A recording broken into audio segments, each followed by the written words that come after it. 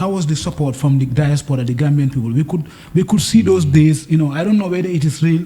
We could hear that Killa is Gambian Union sponsor. They help out for your stay there. So how was it like? Well, to be very honest, not necessarily. The diaspora did support me a lot, but most of my support came from my moms and like close people to me. Close people to you. Yeah, sometimes people in the diaspora would support $100 here, $100 there, but that wasn't like the thing that kept me alive, honestly. To be honest, rest in peace to the late Abdurrahman Toure. Him and brother Mohammed Jagana, they were the first to pay for like my first 6 months of accommodation. In the beginning, we could see you and the government, you and the ruling party, not likely, but you were not kind of a politician. You were in the same, you kind of, I don't know, I can say you kind of supported or in line with them. Okay, yeah. Yeah, you understand? When you came back at first. Yeah, I was cool. So you were cool with them. You were cool with them. Yeah. So, when we say Killa is, when he came back, you were cool, you were doing your things passionately. Then when did this switch came back to you, to say, this government, I'm not feeling them anymore. Yeah, exactly. So I had to switch. Yeah, so I was never like politically engaged with them. Because as part of my policy as an artist, I can never align with politicians. But at that time when Gambia needed like us to be united to remove one guy, I amplified my voice. That was it. So when I came back to Gambia, politicians and everything, I realized that the same system that Yaya Jammeh left was still here. Police brutality, the lack of respect for, the ordinary citizens, the corruption. Like it was the same system, just different people. So I started speaking up again, talking about the situations, the conditions, in the country. And then all of a sudden, that's when I became the enemy. Again, for speaking, the same truth, for standing my same ground, and for highlighting and exposing and addressing things that these people promised to change and they failed. And that's when the problem started. When you came back with the present government, did you have any reward or any award or any gift from the ruling government or the ruling coalition? That Killa is jógee na Sénégal ñëw na ak coono bi yëpp ak everything bokk na ci révolution bi trenali nañ Killa is, or did they even offer any post or anything that you were li jar na sax li jaroon na ko sax comme ma toogoon Sénégal ñaari at sax maa ngi I see what you're trying to say. Because Delo pour Gambian si mun a xam no they didn't delawul ma njukkal, no, absolutely not. I'm seeing people that are being rewarded more. People like Sidi Njai and people that were actually there campaigning for Jammeh when Gambians were running away from the country during the impasse. But for my case, apart from the one time when Fatoumata Tambajang, who was the then vice president, called me and told me to bring in my CV. And then I asked her CV for what, and then I told her, like, for me, I cannot work for government and I cannot work in government. I don't mind having projects, through Gumsa Bopa and doing my own initiative that government can support. But unfortunately, I was not there. Rumors ne comme demoon nga si police station bi xawma fan yang doon wax ne comme guy, there were rumors that people were saying that Killa is mu ngi dem di wax ne lu tax ñu dem foofu noonu waruñu faa dem and stuff like that, which was very, people were backlasting you online. Ne comme yow comme yaa ngi ut hype and stuff like that, Well, I'm a Gambia mom. People always gonna talk, bro. Yeah, but what happened was I was not there. But when Aliuba and those that went to the audit office, to do their gathering, those that were arrested, I did go check them out. Organizationally. Because it's our mandate as Gumso Bopa when like situations like this happen and people are arrested, the first point of action is to go check on their well-being to see if their rights are respected. Do they have access to visitors? Do they have food? And that's the first thing that we try to do. And also try to use our, relationship to see if we can get them released. And basically that was just another day in office in which, we went to the police stations, me and my team, to go check out. That was basically it. That was the only mission. We have no other mission apart from that, and that was about it. Anything apart from that is just made up, or people just trying to say clearly, yeah, straight.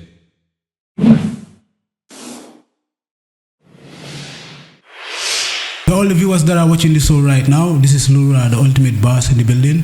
It's been a while. Welcome you back on the Ultimate Podcast, coming to you every week on the Ultimate Media Gambia.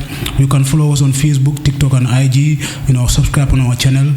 Watch out for your favorite Gambian artists. Today on the show is gonna be a big and exclusive, one with my big man here, Ali Baba Nyona. Ace is taking over, Fadu taking over, Alabai Soldier, Bunny, Bunny, you know what I'm saying? No, they gotta catch up, man, for real. Hey, bro. Welcome, man. But thanks so much, man. Nice to be in the building. Yeah, man. It's a pleasure, And congrats on the upgrade, man. Loving the new setup, you know what I'm saying? See my man going, doing big things, man. Real stuff, man. I appreciate that, bro. Killa is gonna be a very, inclusive and exclusive one. Yes, well, I love today that. for the item. And your chapter, your music career and your life itself is full of chapters. Yes, sir. It's full of activities. Yeah, man. It's full of everything we talk about. Killa is, we can talk here until tomorrow. Yeah, you're right, man. Finish the story. You got a whole documentary, a whole package, a whole book, I can say. Facts. So we're gonna, divide the conversation into different chapters. Yeah, man. Let's talk about a few of it. Then maybe we can have a part one. Yeah. Maybe I'm gonna leave you. No problem. Then when you come back, we continue from where we stop. This is our house, man. So anytime, bro. Anytime you want, however you like it, bro. So we're gonna start on from the Alabai Soldiers. Yes, sir. You understand? Yeah. The DLC. Yeah. Those time of DLC. I don't know whether people know. Days. Yeah, the Costa Nostra days. I don't know whether people knew that times. Yeah, those true. Days. That's where I'm gonna start my conversation with Killa. To all the people that are watching, he's a veteran, recognized. Serious, They've been starting this hardcore thing, this everything that you've seen, hip hop, everything. Killa is one of those guys who has been behind all these young artists that are doing it, popping up right now in the Gambia. So I'm gonna start the history. We are gonna talk about the history, the storyline, where everything has started. Where it started, man. We are gonna talk about the history between him and G, Smokey Dog. With the other white guy. Kanasu Bars. Kanasu Bars. Shout out to Kazai and what's up, brother. That is the interesting side of the postcard of those days. We are gonna then you touch Bagasi. You do see Bagasi. Nice. I love that. So Killa is, if we say Killa is, what is your real name and where you born from? Yeah. My real name is Ali Cham. Saying born in Talinding, Serakunda. I'm saying that's basically my real name and where I was born. I did my childhood in New York, from like primary school, and then came back to Gambia, do my junior secondary school upwards up to now. We here representing, and from the Ali Cham, that's where the Ace came from. You know what I'm saying? So my name Killa Ace has elements of that Ali Cham in it, which we can talk about later on, but still, it is Ali Cham, born in Talinding, you know what I'm saying? Yeah, that's how it is, bro. Yeah, okay. Now let's talk about your from the Gambia to the States. Yeah. Which year? Yo, I was young. I was like 5 or 6, man, if I'm not mistaken. That's like in 1991 approximately, yeah. And I was there till like 1993, 4. Yeah, and then I came back in 2000. 2000. Yeah, 2000. Yeah. Yeah. Okay. Yeah. So you were taken by your family? Yeah. My dad had the opportunity and took like most of us, the whole family.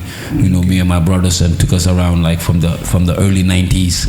Took us to the States. He's been there since the 80s. One of the first to go to the States in the 80s. And yeah, it took us along with the whole fam. Subsequently in the early 90s.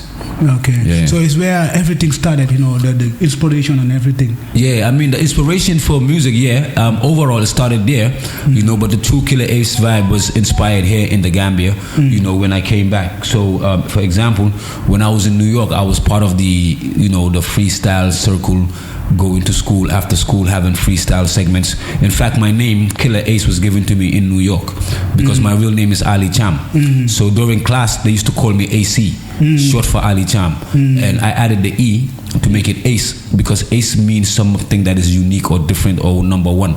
And because I was the only African student in class, I thought I was an Ace, I was different. And I added the E, making it Ace from Ali Cham, which was AC.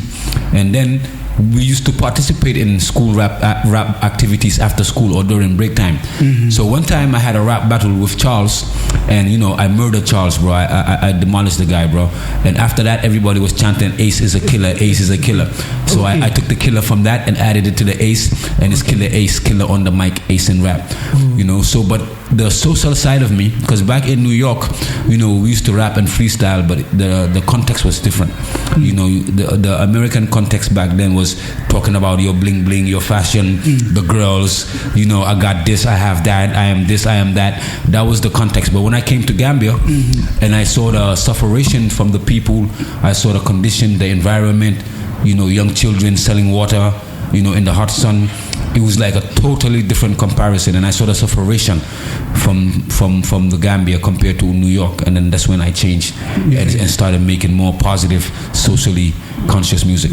Yeah. Now let's talk about you coming back to the Gambia. Was it your rap status, or the things that you were doing there as a young kid, going to school rapping? Yeah. Was it the reason why? So I was lost. I was actually lost as a child. Yeah. Because like most Gambian kids who go to America, they go and they get caught in the system. They lose their culture, they lose their way. And to be honest, that happened to me. I was rolling with the bad boys, and and my parents felt like they didn't want to see me lose the way, and they brought me back so that I can know and understand my culture and know where I'm really from.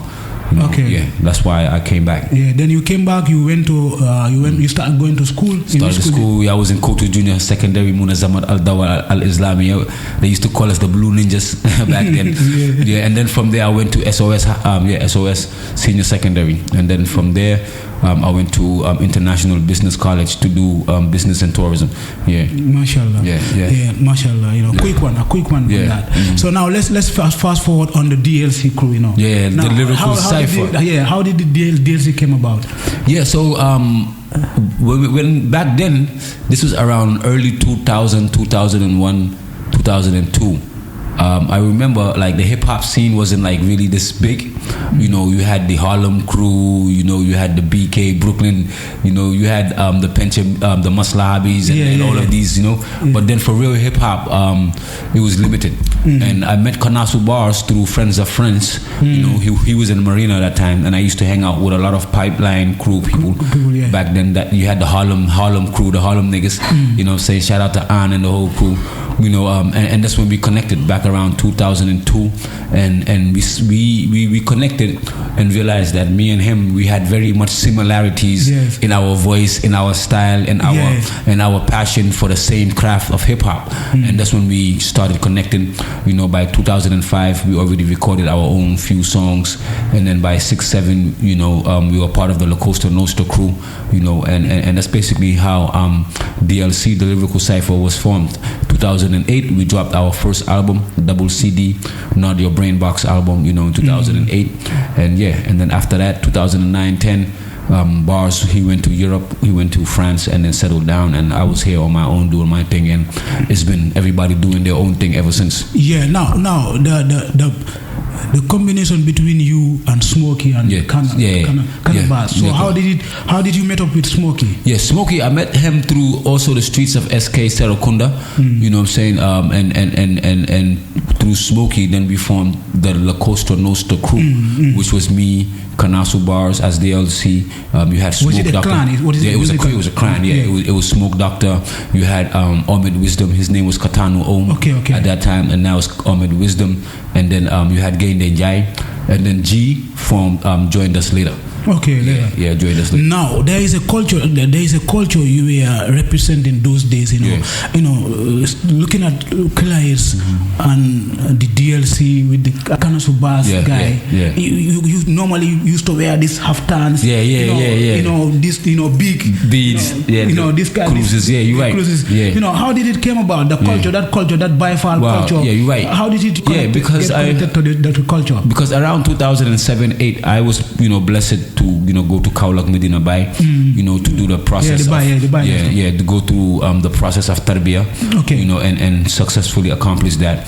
And as part of the tarbiyah process, after, you had the energy of that spiritual energy, and that energy, of that light also followed us into the game as part of the spiritual energy, that transformed into the musical energy as well. So that was basically why. And being fresh straight out of the tarbiyah back then, you know, the spiritual level and energy was totally different, you know, with the beads and, you know what I'm saying, the jalabans and the haftans, you know what I'm saying? Yeah. Then the swap, you know, Killa Ace was all about that. He was all about that. Anywhere you see Killa Ace in shows, in concerts, you know, you were the kind of representing that. So that was the inspiration behind it. Yes, you know, the so that you happen to bring it on the music too. Yeah. Absolutely. So how is the connection still with you and the Banyas people? Yeah, all day, every day. Once you know the light and you see the light, you be the light. You know, you forever gonna be that light. So it's still there. Maybe the energy is different now. You know, as maturity and age, you know, come by. You know, we feel it more in the heart and just, you know, let it apply. You know, but it's still with us. It's still gonna be in us and it's forever with us. You know, the man by your Sheikh Ibrahim in your spirit. You know, forever.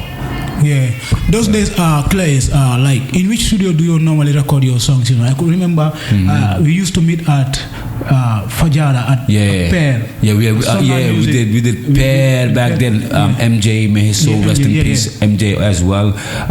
Alliance Frances back then. Wale also, you know, we used to work a lot with Ole. In fact, Alliance Frances is the first studio that we ever recorded music in back then in like 2005. And Wale, yeah. So you had him. You also had EXP Charles, you know, EXP, you know, and yeah, I think a lot of people came up, you know, subsequently, but those were like, and also Moji, Negro Film Records as well. I gotta give a shout out to him as well. Big up to Moji. Absolutely. Yeah, I'm gonna have Moji on the podcast. Maybe. Yeah, you gotta have a Moji. That's a solid brother right there, bro. Yeah, now, Clays, talking about those days, hip hop, those days in the Gambia. Yeah. So how was it like, the relationship between you, the artists, you know, talking about G, you working with G, working with Smokey, working with many artists, you know, so there comes the bone of maybe Psycho, you know, the Vipers, you know, you name them, the Mike Jadas before those kids. So let's talk about those times, you know, the relationship between you and the your guys, you know, G with the other people. Yeah, hip hop was beautiful, you know, because then during that time, 2008, 9, 10, hip hop was not really as like popular or respected, you know, like the way it's supposed to be. You know, you had more of the reggae dance hall and mbala and rap mbala, you know, at that time. And for us as hip hop, you know, we played our best and tried our best to, you know, make sure that hip hop was recognized and respected, in which we did a very, very great job in doing, you know, because the culture of hip hop back then was considered as negative American people that we are copying, rude music, you know, and that was the concept. But, you know, it took a lot of great work for us to show to people that hip-hop is positivity, hip-hop is about lyrical skill, you know what I'm saying? Hip-hop is an art form that's bigger than what people thought. And it was a beautiful thing because, you know, we had a union, you know, with us, you know, hip-hop rappers, you know, with the La Costa Nostra, you had 5 artists, even though I personally did have beef with G after, you know, like La Costa Nostra days, me and him had our own little beefs that we sorted out on the mic, and then, you know, and then after that, I guess that was when the Cipher was born. After that era, you had the Cipher Hip Hop Open Mic, which then gave birth to a new generation of hip hop artists. Hip hop artists. Absolutely. Now, before the Cipher, I was to come to that chapter. There's going to be the next chapter of Killa Ace on the discussion. But before the Cipher, I want to discuss with you on the dispute between you and G that you have just mentioned right now. You know, those days people could have said, you know, Killa Ace dafa over hard.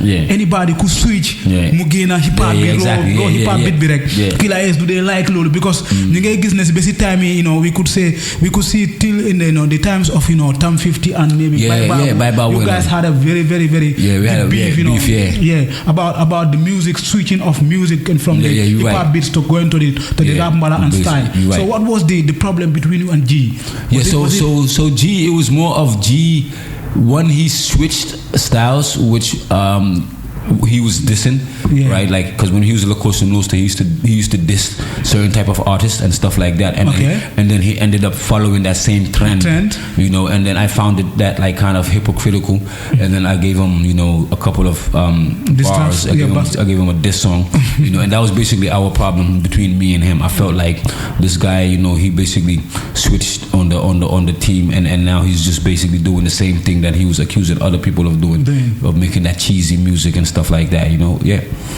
Yeah, I could get that. That was our beef, yeah. Yeah. So now, like, we could see like the other guy you were rapping with, Smokey and Kanasubas. Yeah. So later on, you know, they all left.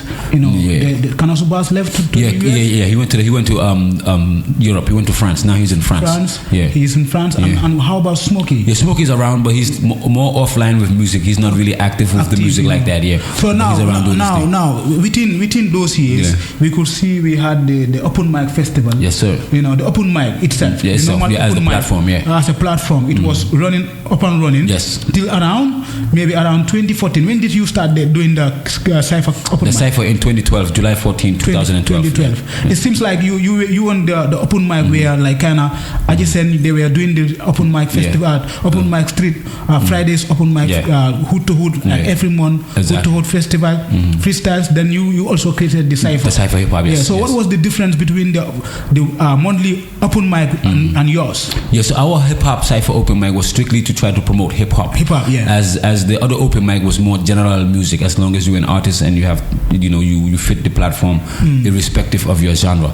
But for the Cipher was only meant to showcase hip hop. Hip hop, yeah. Because during that time, hip hop was not given the respect on radio. Artists wouldn't perform on concerts or events like that. So we said, let's just create our own platform where we create our own crowd and we bring it to the people. So the Cipher was strictly hip hop, and when we say hip hop, it included breakdancing, the graffiti, the beatboxing, and also the rapping, and the rap battles as well. So we felt like we needed to have our own platform to represent hip hop only, because the open mic platform did not represent hip hop individually. It represented Gambian music as at large, and as part of Gambian music, hip hop was not given its share. And that's why we created the Cipher to create our own visibility, to fit inside of the industry that didn't give us a share. I want to say a big congratulations on Killa on that. The platform was a big platform. Man. It revealed a lot of artists. Yes, like a lot of people came to Mike Jada, you name them, Lindsay, many, even many, Attack, many other artists. Jizzle and them passed through the Cipher. The list goes on. Mashallah. So let's talk about those days with Killa. The movement was strong. It was big. Before you and Yajame classes, then you left Gambia to go to Senegal. So let's talk about those moments of Killa. The respect, the name, the brand, Team Gomsa Bopa, it's where it all started. Let's talk about those days, So it was kind of tough because after we did Kuboko Segete Nancy Melby, that was like the peak of my career back then, where everything was nice, the hype was. Before then, I thought before then you've did like three Cipher finals. We did the Cipher rap battles. Rap battle finals. Then there was a time when Lil Oms won the Senegalese. Exactly. Yes. And that was 2014. 2014. And you did another one to where Hyper won that one. You had Hyper who won. Little Oms won, and then Hyper won, and then we did the one with Little Oms and Red Lion Paco as well. Gambia, so now before the song to Yajame, this song to Yajame, let's talk about those moments with the Cipher. Let's talk about those moments, because you were really impactful in the Gambian music industry. And like the respect, I could not say there is no respect still now, but then the name Killa and the respect behind you was bigger than right now, because we could all see the impact you made in the Gambian music industry. So how was it like sponsors the Cipher open mics and everything? How did you manage to handle all those things financially? So initially with the Cipher, it was mostly independent. We started off independently. When we say independent, with our own money from our own pockets, and of course with some donations from people who believe in what we do. So that's how we started off with a couple of years, and then eventually, companies started jumping on board. Artitst was after our biggest sponsor, and then eventually the platform was well established. But after I went into exile, companies like Artitst, they withdrew their sponsorship Okay. because of the political affiliation. Okay. And still to this day, we still don't get funding or sponsorship from them because of that perception of the platform. Okay. The founder, which is me, being involved in politics or have certain messages or agendas that we use our platforms for. So unfortunately, it was big, it was popping. We used to fill up venues, 3,000, 4,000 people, showcasing new talent, doing big events in different neighborhoods. And then, after that, no more sponsorship, bro. We did our last one in Brikama. It was big. It was Turn Up last month in June. And not June, November. And the turnout was fantastic. It was amazing. It was big. We are going to talk about the reborn of the Cipher again. Exactly. We are going to talk about that. But that's what happened. I was thinking about those days, Yeah, but after those days, no more sponsorship, bro. Yeah. Yes, sir. I'm sure about that. Yes, so now, big up to Killa and the team Gumsabopa, movement and everybody behind it. Killa, let's talk about this song to Yaya Jammeh. Yeah. Those days, when we talk about Yaya Jammeh, he's this one guy who nobody wanna touch. Nobody, you right. Yeah, nobody wanna touch. You right, man. Even if you are a bigger head, you don't even wanna cross Yaya Jammeh. Yeah, you don't wanna try. So how was it like, and what give you the courage, to bring out this song for Yaya Jammeh, and you happens to be in the country here, Wow, yeah. So I mean, as a rapper, it comes naturally because that's what hip hop is about. Hip hop is to speak and represent the people. As hip hop was born out of the struggles of society. So I found it very complicated and conflicting in my own brain to know that I'm a hip hop rapper and there's situations in my country that are happening and I'm very quiet about it. So and I also realized that I was talking about problems in Nigeria. Example, when Boko Haram kidnapped those girls and I did a song against Boko Haram. So I'm like, what about my country? We have all of these problems that are happening and somebody has to speak up. And that's what basically inspired me. I felt like I had to do it, definitely, bro. So now, in everything that you do in life, you must have to have a two mind, or you have to think about, or sometimes you have to go alone and think about the repercussions or the advantages or disadvantages of it, maybe like doing something in your life. So what was the first thing you think about, before releasing this song? Of like, what was your mind all about those days? To be honest, man, to me it was just like another song. I knew it was gonna create something, but it was just like another song, and I had to do it, and I did it. You did it? Yeah, I had to do it. You did not think about the repercussion that will come behind the song? Not necessarily. Like, I was very comfortable and confident whilst I was doing it. In that moment, I swear to God, it was after when I shared it with one of two people, and then they was like, what do you think about this? That's when I started really reflecting and thinking. But in the moment of the creative process, it felt like me just doing my job. But in those days, were you married? Or? Yeah, I was married. You were married? Yeah, I was married. Yeah. With your family? My family, yeah, absolutely. Okay. Didn't you think about the family too?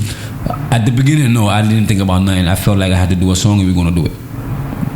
Mashallah. Straight up, man. Honestly. Now, when this song came out, how many weeks or how many months did you stay in the Gambia to realize that I have to move? Less than 48 hours, because seriously. Because I went to the hip hop festival in Senegal, and then I released the song whilst I was in Senegal on my way back to Gambia. Okay. And by the time I arrived in Gambia, the song is already viral. So I enter Gambia, the song is already viral, and whilst I enter Gambia, I'm receiving information and calls of security threats and how I should leave the country. Okay. Yeah. That same day you had to leave. Yeah, the following day. I spent the night and then I left the following day after. Yeah. Then how many months was it to election? How many months was it to election? No, it was like 1 year and a half or almost 2 years to election. Yeah, it was almost 2 years to election. It wasn't election time, but it was like less than 2 years to election. Yeah, because I did the song in June 2015 and election was December 2016, so that's more than a year and a half. Yeah. Now we are going to talk about the song, the impact of the song. There we had the born of Killa as the activist, international activist. Absolutely. Now we are going to talk about the two sides of the song, the impact that the song made for you in your life and your career, and for the for the livelihood of the Gambian people and the mindset, what it changed, and also the disadvantages that the song brought for you as a human being, as a person. Now let's start with the impactful side of the song. That's interesting. For Killa and the Gambian people itself. Yeah. Well, I mean, that song. What were the advantages? I think one of the biggest advantages was the song was a tool that raised a lot of awareness, especially in the young people, to participate in the democratic space that we were trying to create. And it helped like kill the fear of people being scared of one individual. It demystified, the dictator. It also played a part in mobilizing the young people a lot. That and it also played a message, in bringing down, Jammeh himself. It was one of the, small instruments. What I'm saying.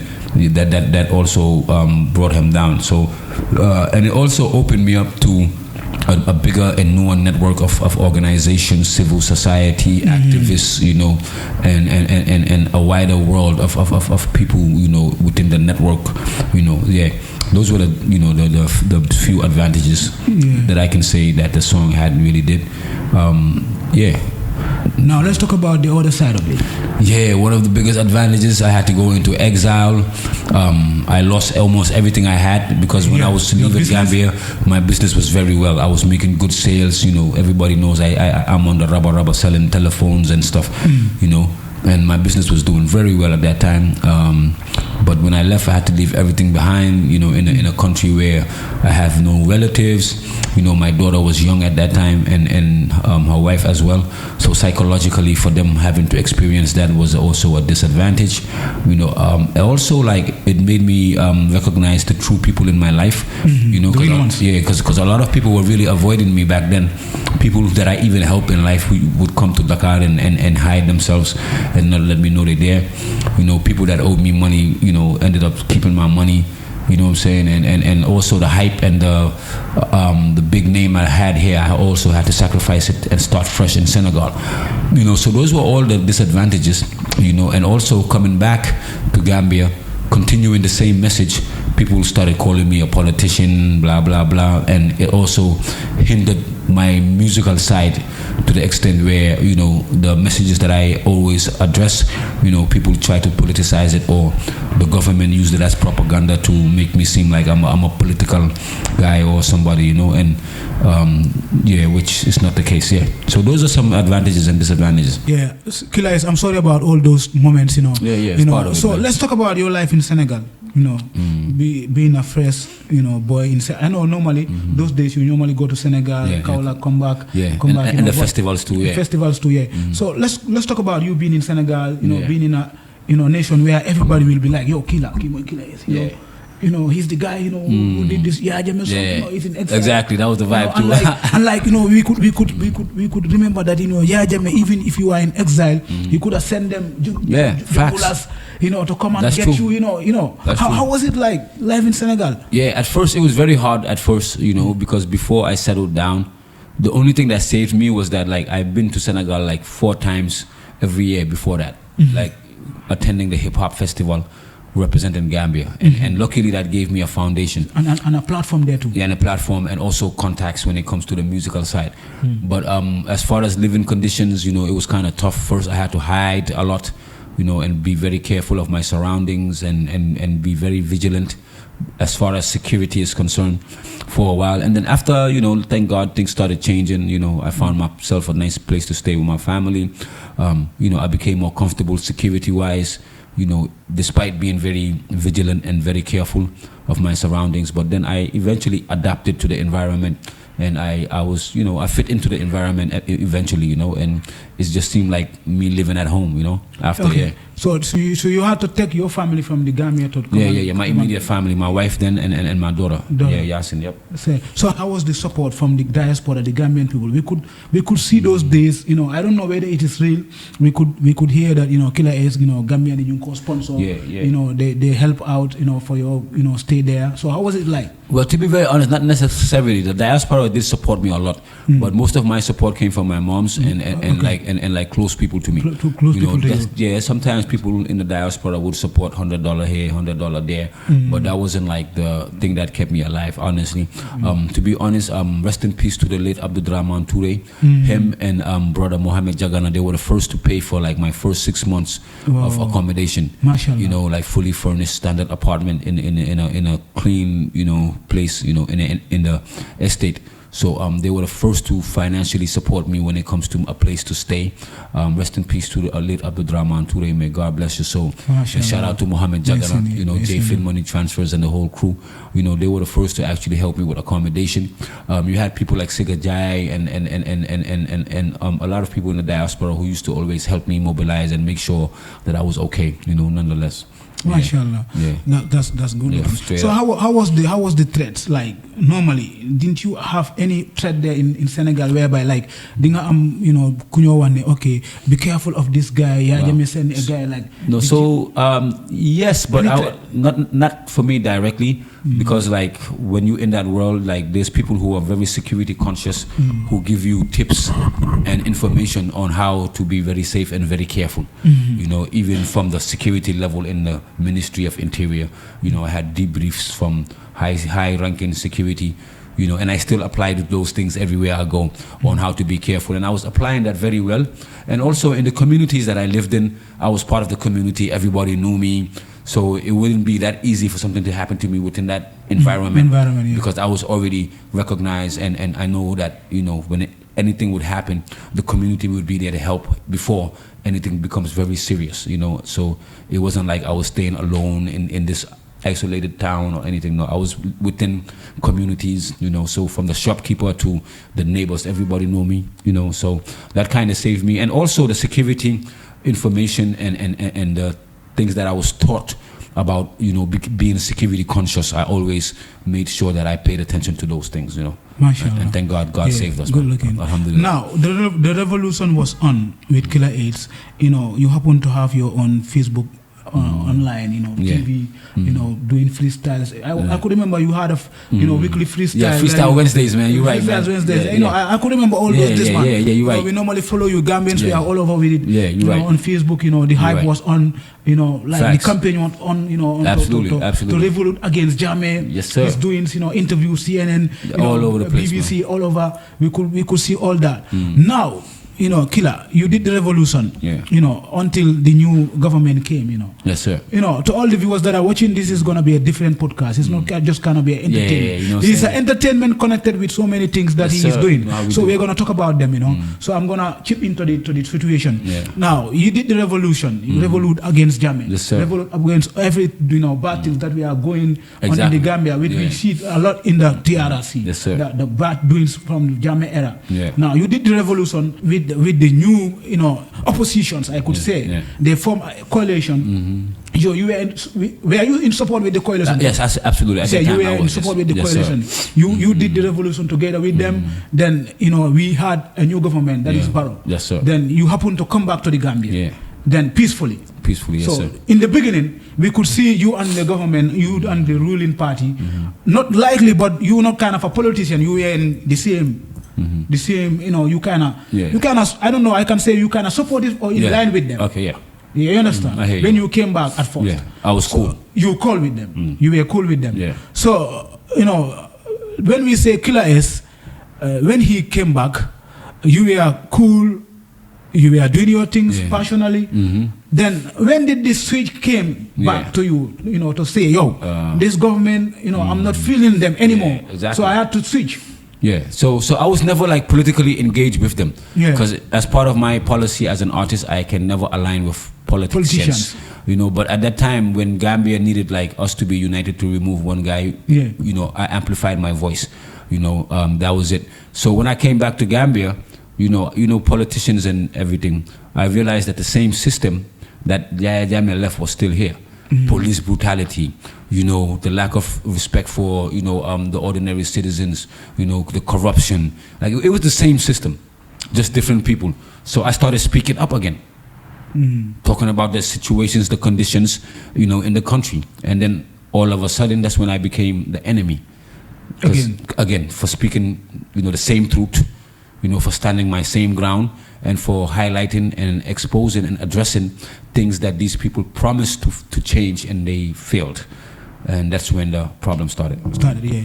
Now, before that, there are a few questions that I want to ask so that we can fast forward on that level. And now, talking about Killa Artitst, with all the revolution you did for Gambia, that is your homeland, that is the land that we live in today. Yes, sir. With all the revolution you did when you were in Senegal, with everything that people knew, you are part of those people that rebelled against Gambia to be out of here. When you came back with the present government, did you have any reward or any award or any gift from the ruling government or the ruling coalition?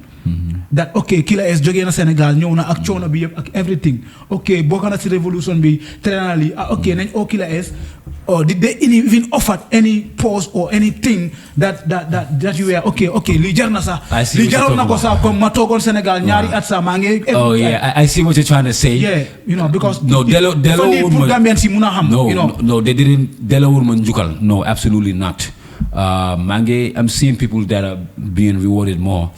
People like Sidi Njai and people that were actually there campaigning for Jammeh when Gambians were running away from the country during the impasse.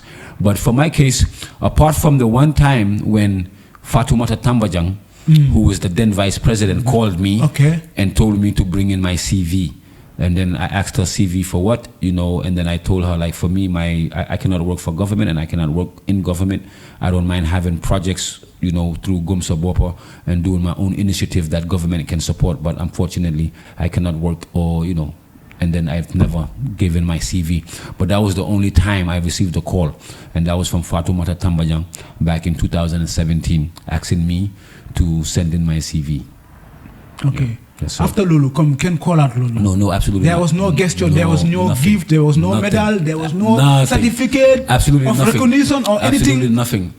And then from there was no even diplomatic passport. Oh no, we see who they're giving the diplomatic passports to. So after, when I had the issue of me speaking out, now I'm labeled as the bad artist and seen as the artist who is problematic, as seen as the artist who complained against Jammeh. Now we have a new government. I don't even give them a chance now. I'm complaining against them. I'm into politics, blah, blah, blah. And I was recognized as the negative bad artist after. Yeah, especially when I had the problem, with Occupy Westfield, and then the problem with anti-crime unit, and all of these problems with police brutality, etc., etc., etc. Yeah, so they thought that since we came back to Gambia, I'm gonna be nice and quiet, etc. When that's not the situation with me. Like, if I spoke against Jammeh for corruption, for this X, Y, and Z, if I see those same things happening, I'm still gonna speak up against it. It doesn't matter, even if I was in the same page with you on the same fight, which they didn't expect, I believe. So. And yeah, that's it. I never received anything from the government, bro. Anything. Yeah, until when Wason Gambia did that, Yeah, they did a fundraiser. Funding for you. Yeah, they did. So we're going to come to that. Before that, now, you came back with the family. You came back with the family. Yeah, I came back with the family. So let's talk about the start, the fresh start of Killa Artitst in the Gambia. How did it? How did it go? It was kind of hard, bro. I started fresh, bro. It's been a rough couple of years. I'm sorry to say this. Killa Artist ko amon yaram la. Boy bu fit la won nak. Comme non pour bul tiane. Killa Artist dafa fiton mu ngi hanga mu ngi nekkon ben kana bo amone ni wala. Waaw pata hanga. But Killa Artist hanga rek. Revolution bi dafa am lu bari lum. Yeah, facts. Lum yobu si mom, Yeah. So Killa Artist comme soko halan time bu non mu ngi fit. Mu ngi nekk das ala baye sul ya nga Real shit. Leray bi hanga. Real shit. Leray ba fa moy lolu hanga. Yeah. No, Jollof yombut. Yombut. So like fresh start. Let's talk about the fresh start, Yeah, so when you out here, it wasn't as easy trying to come back, and migrate back home, starting fresh financially, everything, so I had to start fresh. And then eventually, I had to go through the struggles and the hardship, but yeah, as a soldier, we face any kind of terrain or condition, and we made it happen. Got our lives back together, we collecting the pieces and continuing what we gotta continue, and moving on to the new chapter. Yeah, now. So when I came back, eventually, it was a lot of stress with the government again, from Occupy Westfield to, having police brutality taken to court for, being wrongly accused and all that shit. Let's roll out. I'm going to come to that. By those times of your life, Balagay did just that funding on Wason Gambia, with Wason Gambia. Did you felt did you anytime felt like, oh, I'm disappointed by the government, or I'm disappointed by the Gambian people? Yeah. Or did you anytime feel like, was it even necessary for me to do all this for the Gambia? Yeah. I mean, like when we're doing what we're doing, like we do it for ourselves first. Like this is bigger than even anything. So we never expected any kind of reward because we had easier opportunities. We could have aligned with Yaya Jammeh again and apologized and had bigger reward. We could have seek asylum in Europe or something. So there was many options available for us. So we never did it for that. We did it because of the love for the art that we have and for the love of my country. So I don't, never did it for anybody to reward me or the government or nothing like that. Okay. To be very honest, man, like straight up, because there's a lot of opportunities which I could have clearly took, which had bigger rewards, trust me, bro. So even though there's nothing wrong with being acknowledged and appreciated and respected, that's the least I can demand, you know what I'm saying? Because no matter how much I'm a victim, there's people who have died for the struggle. There's people without parents right now because of the struggle. There's people who has lost their health, because of the struggle. So my case is one of many situations, and alhamdulillah, I'm better than a lot of them. So but as far as reward, we've never ever did this to be rewarded or like expect anything from anybody, you know what I'm saying? But at the end of the day, I was disappointed in the government, because the same government that I helped, campaign for in the hope of seeing a new Gambia is the same government that's now putting me in jail, putting me into all of these tough difficulties, labeling me as somebody who is, a troublemaker, making me seem like, I'm a problematic guy. And the same government, the same people that I see in this government were the same people who used to come to me yesterday in Dakar asking for help. You all know yourselves, and they know themselves. So, so I feel like they are very ungrateful, and also disappointed and betrayed the struggle. Because like I said, many people died for the struggle. And not just me, but the reason why they died, many of those things didn't materialize. So I wasn't even expecting to be rewarded with a car or a diplomatic passport, but the reward I was expecting was the new Gambia that was promised to us. A Gambia where there's no police brutality, a Gambia where we have a constitution which has term limits, a Gambia where, the justice system functions properly, a Gambia where there's less corruption and more development and empowerment for the young people, and they wouldn't die in boats. That's the reward I was expecting, and I've never got to see none of that. MashaAllah, clearly. Hard. Okay, Claes, now coming back to your music career, when you came back, how was it like with the people that you were working with, the artists, the producers? Was it easy with you, with the guys, to come and align with you again to continue with the music side? Or nakala fa demé, because dama dey feel like legi so nekké that political figure ñu xamné comme traite nga suma suñu ma gisé ma anda Killa Essa dafa am luñ ma picture. Was it easy with you with the boys, or how was it like? All over across the board, even on the media side, it was a problem. Like, to have my songs on rotation, because I make music, but you don't hear it out there like the other artists out there. And for me personally, I have always been an isolated artist. I've never been the guy to always jump on every artist. Oh, this guy is my why, this guy is my why. Luckily for me, I was never in that circle where I had to rely on artists or whatever, But those that I had a relationship with, it was cool, and a lot of them, though, some of them, even from the Cipher, a lot of them did turn their backs on me, but I always been that Gumsa Bopa guy. I always, did my music independently without relying on outside assistance and support from artists themselves. So some did support, and the rest was just, it is what it is, and me being me, sticking to my side, sticking to my lane, and keeping it up, even though the media, also fell trap for the propaganda. My songs and stuff wouldn't be played that much on media. Opportunities like endorsement and sponsorship, that's also a challenge, because most of these corporate companies see me as this political guy, and they don't want to be associated, because they still living in the same mindset where the corporate and the private sector still bows down. That side is clear, it's loud and clear. Now, I want to ask something on those days. Looking at you when you came back. Yeah, also one challenge too. Since then, like no sponsorships from the corporate world. Like, what I'm saying, from the private sectors and the companies. It's unfortunate, like no more endorsements, sponsorships. I lose all of those opportunities because of the narrative and the propaganda of the narration that I'm a political guy, this and that.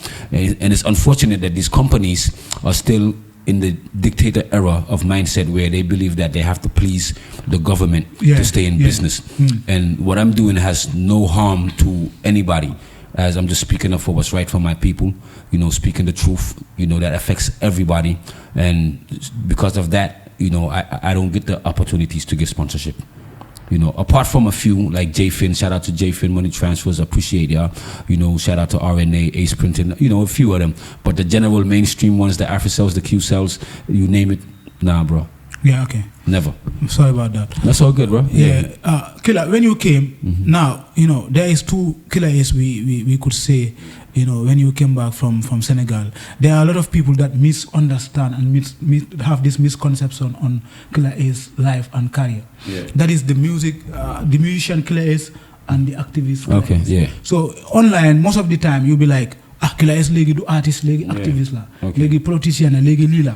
You know, so even the music side of Killa Ace, ñu bari fulaluñ ko.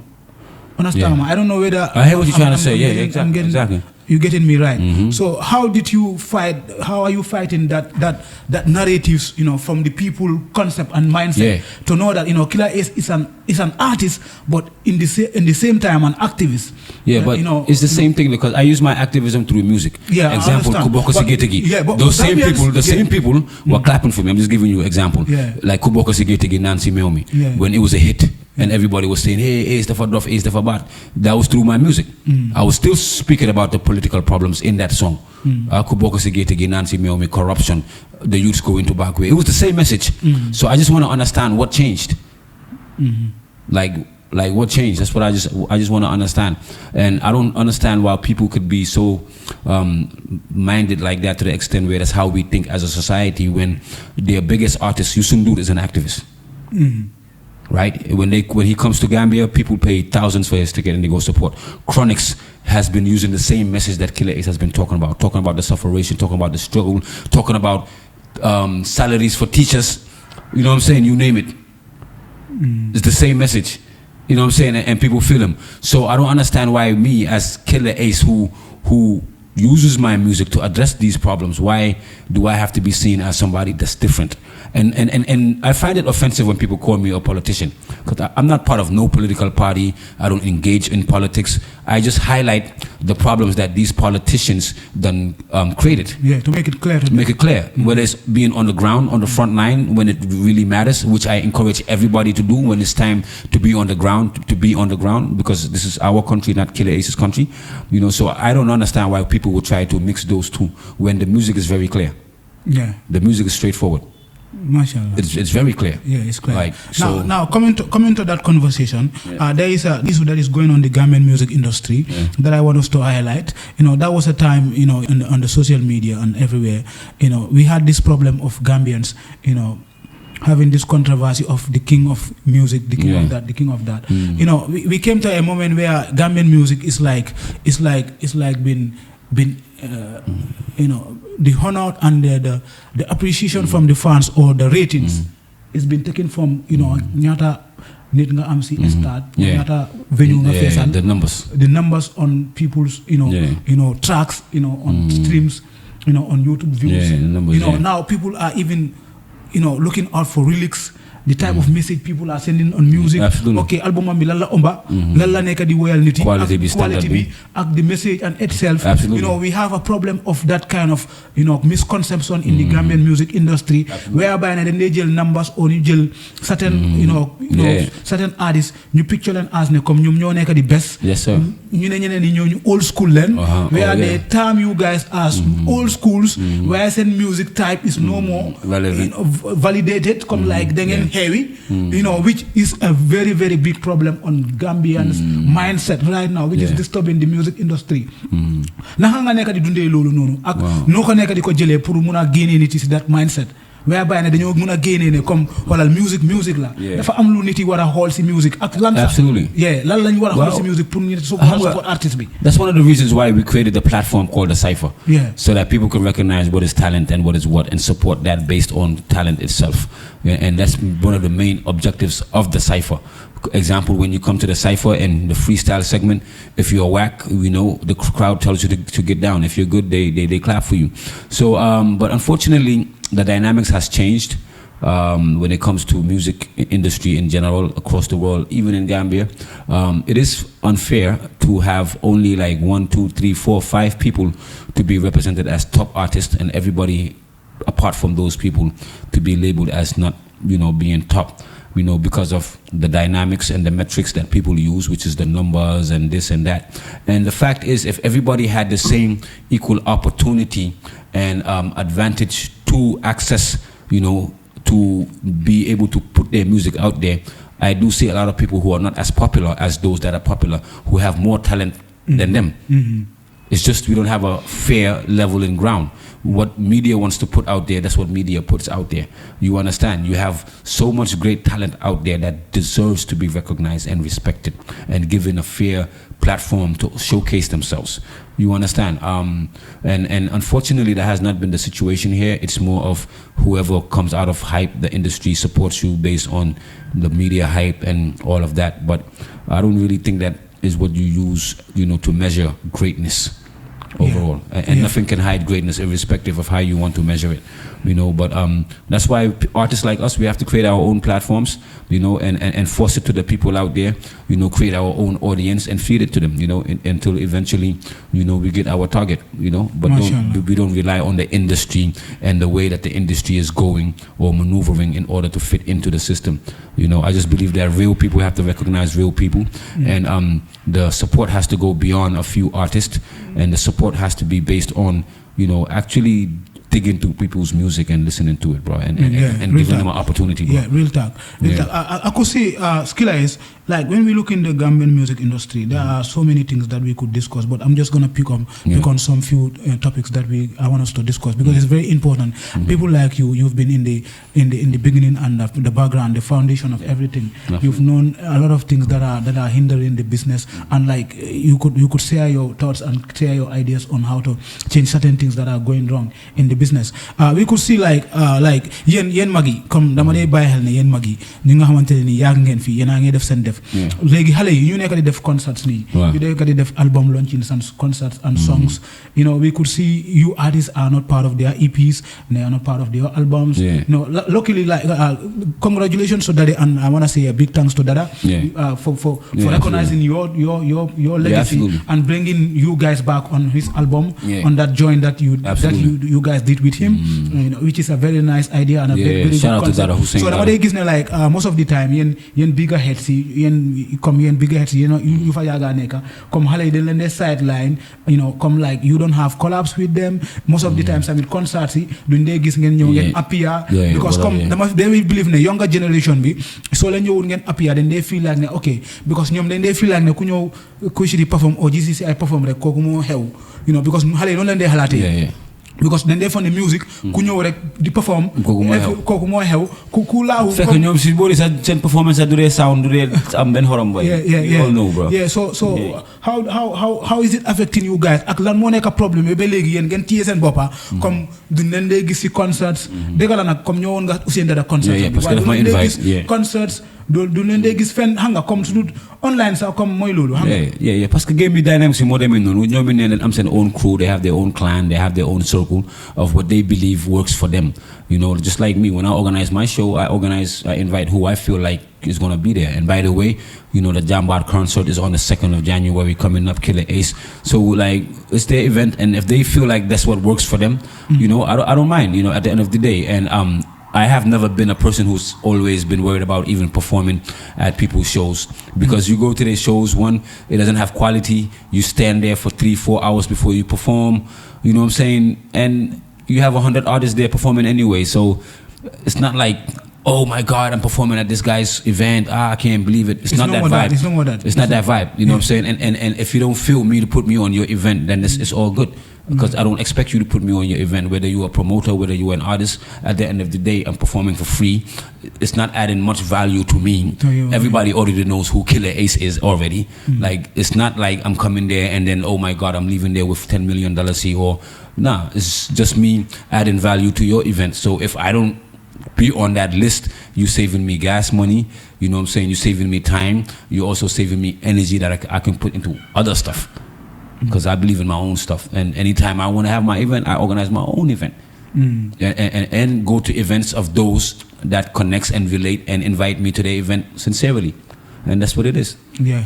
Straight Mashallah. Now, Killa is nice one. I'm loving the vibe and I'm loving the informative side of you. Yes, sir. Now, when we talk about Killa is now, how is it? I can feel that you are a full brand because I normally see you traveling, going to conferences, sending seminars and stuff like that. Big places. How is your organization now operating? If we could ask, we can ask Killa is, how are you operating? Are you operating as a full organization or as a personal brand, or how is it? Let's make that clear. I mean, as far as Killa Ace as an artist, I represent the Killa Ace Flight Mode. Okay. Flight Mode Entertainment, Flight Mode brand. That's the Killa Ace side, But we also have the Team Gumsabopo organizational operation perspective, which is a different structure. Okay. Kind of independent from Killa Ace, in as much as I am the founder and I am associated with it. Yeah. But that's more directly with the community initiatives that we have going on. But when it comes to Killa Ace as a brand, it's under Killa Ace and under Flight Mode. And give thanks, doors are opening up internationally. The international world is recognizing and respecting what I'm doing out there, inviting me to big events, taking good care of me and giving me big opportunities, which, alhamdulillah, I appreciate that because, I'm here in Gambia doing my thing and people are out there in the world, in different parts of the world that, are respected and recognizing and putting me on bigger platforms to expand the mission on a continental level. So, alhamdulillah, that's beautiful. Yeah, that is the Team Gumsabopo side. Yeah, that's Killa Ace. But everywhere I go, I represent Team Gumsabopo because that's my baby. Yeah, okay. So, I can't never leave it behind. Communication to reach out Killa Ace, is it a full management, or there is a email, or there is anywhere like communicate with you directly? It depends on for what particular thing it is, But if it's directly for Killa Ace, you can holler at Mariama. You know what I'm saying? Okay. She fixes all my interviews and all my stuff. Make sure I'm on point. If it's certain personal, it could be me directly. So it depends on what it is exactly. But the structure is there for people to contact my peoples, and I'm also an open guy. You know what I'm saying? I don't really believe in all those structures and bureaucracy. You know what I'm saying? Too much because you're dealing with direct people, and at the end of the day, it's the same mission. So I don't have my doors closed like that. Nah, it's all good, bro. Okay. Yeah. Now, Killa is like we're gonna step up on the conversation. Yes, sir. There is a kind of a, there are sometimes I want to ask this question to you from the Killa Ace era, doing your rap thing, Cipher, to the Jembe up to this level. Soon if they should ask you any question like ne, am nga anything low rechu sisa life, not even representing the Gambia, but you as a human being come like nga wala talk te nga ne rechu na li, suma hamon li, duma si duga, suma hamon li, I don't. That's a hard one, bro. Like, because the reason why I'm posting so many questions on you that are connecting to so many side of your career is that because Killa is somebody that is inspirational to many Gambian youths right now. Yeah, shout out. Kumel Killa is so ame Gambia sa. How much then come na content? How much na nyar benyeta? Wow, I hope we have some more, bro. I don't know. I don't know whether I hope we have some more Killa Aces, bro. I hear you, man. Comme Killa Ace comme hol bi ak degel fit bi ak comme hanga mo la waxe ni hadar bi ak yoy nonu yeb ak lo gom ak loy rep deug ak lo gom tamit hanga mo la waxe you right, man. Yeah, is deep. Hanga mo la nekul comme ku nek rek moy mëna jog rek nek Killa Ace. Exactly. Hanga mo la waxe lolu ken mënu ko dindi ci yow. Lolu yow rek ko only one. Yep. Yeah, hanga mo la waxe. Facts. Légui tay ku la warona laacé mëna la tay Killa boy depuis time bo be légui sa morom yi ñeneen ñi ñu ngi def li ñeneen ñi ñu ngi xam nga ñu ngi America ñeneen ñu ngi li su waroon na toog nga ne as a human being lan laa mun a rëccu. No, everything, even though there's a lot of things in life that did not go right, but I don't really live with regret. Regrets, like especially as a Taliban Bai, we believe that anything that happens because it was supposed to happen, and it happened for a particular purpose. So I could not really live with regret, even though there were things that I hope that probably played out differently. But nonetheless, the overall equation ends up to something meaningful in my life. So, I really don't live with regret like that, to be very honest. There's a lot of things that I probably wish didn't happen, but then in my belief, I believe that it happened because it was supposed to happen, and it happened for a reason. Yeah, for real. Yeah. That one is and clear. I'm still here, still surviving. Clear is in the building. Alabai Soldier. Ultimate podcast. Subscribe and watch out for more, man. Yes, sir. Killa, let's step up. Let's step up to the conversation. Yes, now let's come on. Killa is with the team Gomsabopa. Yeah. And the Gala. The Gala movement. Yeah. You know, people are mixing two things together. Okay. Because even when the last, protest, you did the last protest, then they had to catch you. Yeah. They took you to remind. Yes, then you were there with your colleagues. I don't know your colleagues or the other team that are the Gala movement. Okay. So when it comes to doing protests in the Gambia, you personally and the team Gomsaboba, what are the factors and what are the things that you look up to? Pour ngeen muna wane okay dañ bëgg def protest ak comme yan jéegu waay ngeen dee taana ngeen dee jël balaa ngeen dee create protest mbaa ngeen publish ko online si lan ngeen dee weer sen yeah, you're right. Well, most of the time, it's mostly of something of public interest. Okay. Example, going back, our previous protest was about the electricity and water prices, where NAWEC increased cash power by 37%. And that was something that we found very important and necessary to speak about. So it's always about the agenda first. And then after the agenda, you usually have to apply for a permit. We do that, apply for a permit, and then we call out on the masses, for the masses to come out, to come in and support. So that's usually the procedure of us organizing a protest. Now, the last one wasn't even a protest. It was to hand over a petition to PIRA for the internet price floor, which led to a 258% increase in internet affordability. And we were handing over a petition. And then these the state through the security forces came and tried to disperse us and made it seem like we were there unlawfully, whilst what we were doing was something that was very lawful. So that's what happened with that particular case, which shouldn't have happened anyway. That one is clear. Now, talking about the Gala, you were on the protest, then we had some members of the Gala, that were there too. So are you part of the Gala team? No, I'm not. I am not part of the Gala team. I'm part of Team Gomsabopa. Team Gomsabopa. 100%. Okay, 100. Now, Killa is looking at Killa is, there are so many things that you normally take moves on. Is there any legal advisor behind Killa is brand or Killa is as a person? And when we say Killa is too, did you study the Gambian that is the constitution to know on that statement we are lawful? I don't know. Yeah, we are legal. Yes, sir. We are lawful. We are legal. Yeah. So did you had a contest of the Gambian constitution to know what you have to do and what you don't have to do and where you're supposed to be and where you don't supposed to be? Absolutely. I mean, I haven't mastered every page, but I do go through the constitution a lot, and I advise every young person to if you don't have access, go online. You can download it for free and go through it. But freedom of assembly, those are all things that are enshrined constitutionally for us to have the right to assemble peacefully. That's what the Constitution says. Every citizen has the right to peacefully assemble, without arms.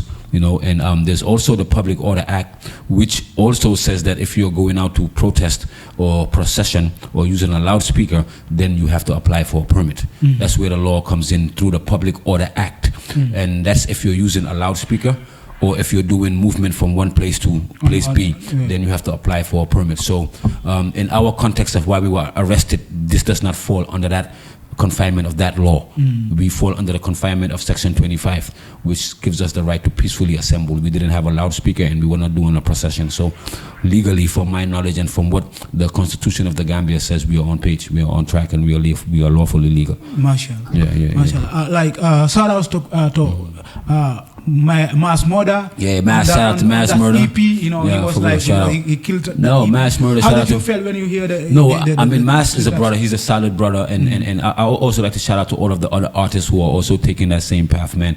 We need more artists like you, and Gambia needs more artists that are there for the people, bro. Straight up. Shout out to y'all. Good for representing the hero man. Absolutely. Hero of the day. Now, Killa, like we could say a big congratulations to you, and standing out for the people and thank you, sir. people when they need for someone to speak up and speak out for them. You know the purer side under the internet, the increasement of that megabytes and everything was really that tariff was really bothering and disturbing to every Gambian. You know, we could say come on ñom ñoo fi nekkon di ñu jox 100% come like that cheapness.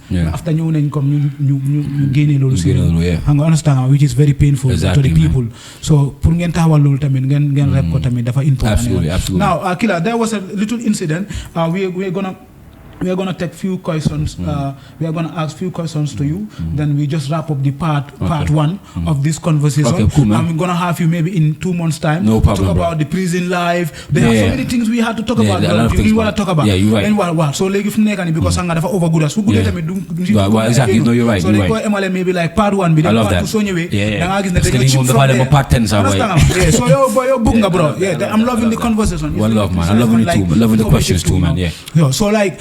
Gis nañ ne after loolu, you know, like there was a little conflict after bu ñu la joxee baa bi dégg nga you made that, you know, comme seedoo nga baa bi ak ñeneen ñi. For sure. Thanks on that. Ba pare yaa ngi gis ne comme yéen a face on struggle bi. But after that we had an other protest. I don't know whether other people assembling on the auditor's office about that, you know, issue with the auditor general when they wanted to sack him off the position. So and then you were there like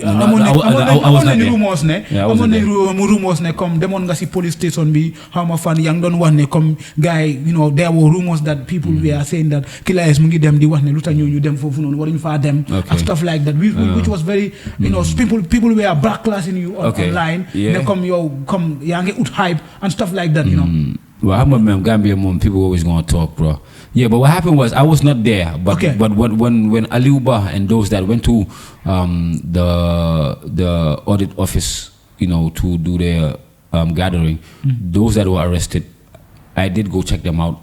Organizationally, because it's our mandate as Gumsobopo. When like situations like this happen and people are arrested, the first point of action is to go check on their well-being, to see if their rights are respected. Do they have access to visitors? Do they have food? And that's the first thing that we try to do, and also try to use our, you know, relationship to see if we can get them released. And basically, that was just another day in office in which, you know, we went to the police stations, me and my team, to go check out. That was basically it. That was the only mission, you know.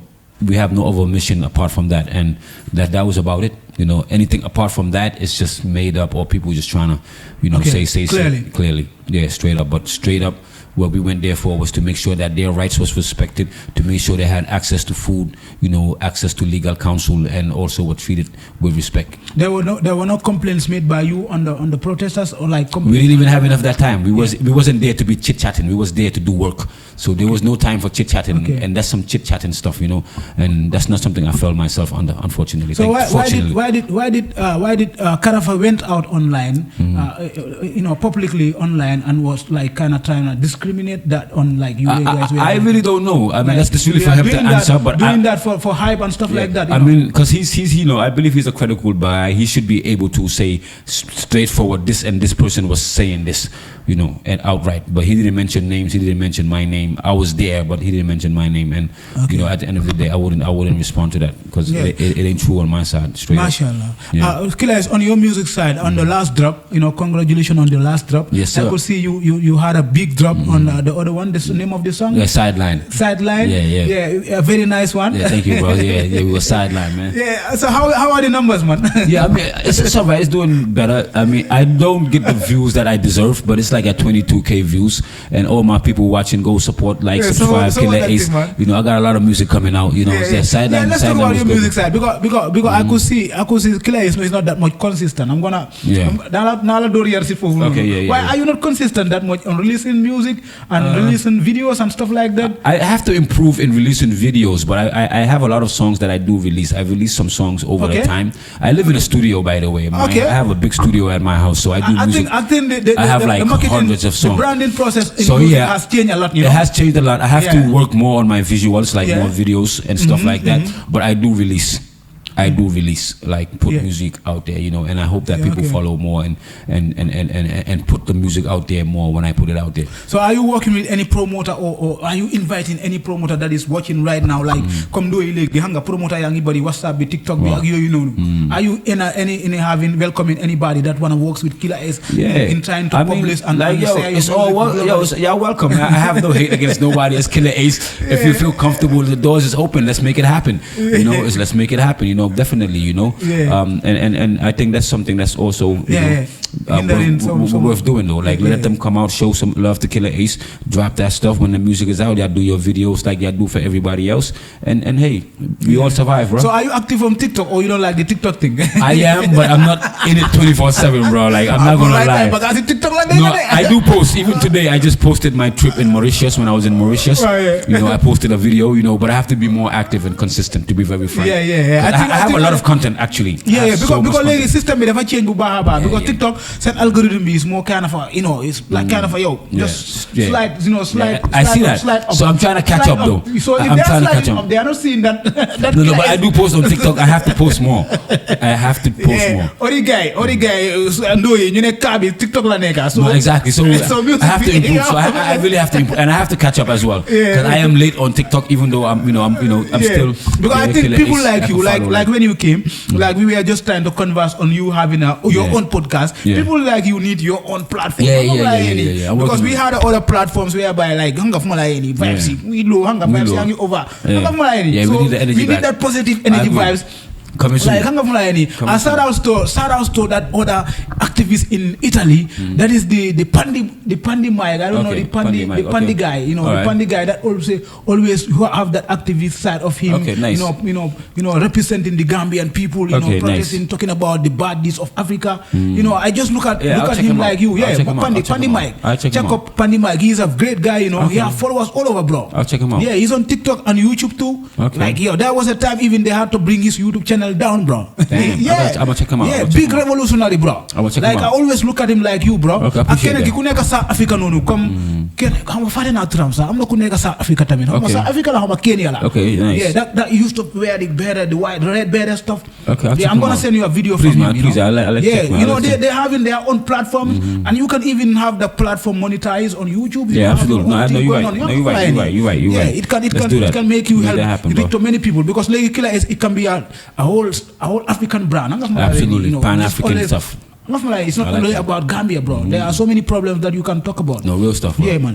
Because boy, mindset be move, bro. I appreciate that, bro. Positivity be move, boy. Not like me. Thank you, I appreciate that, bro. To all the people that are watching, Lila Amolansi podcast, we tell you that the podcast, Killa is in the building. Killa Ultimate. Yo, Holal guy. Yeah, man. Thank you so much for watching. No, we're coming out. First Killa is like 15 chapters, so this is just chapter 1. We're coming back. But I see you guys at Motherland Nightclub January 2nd.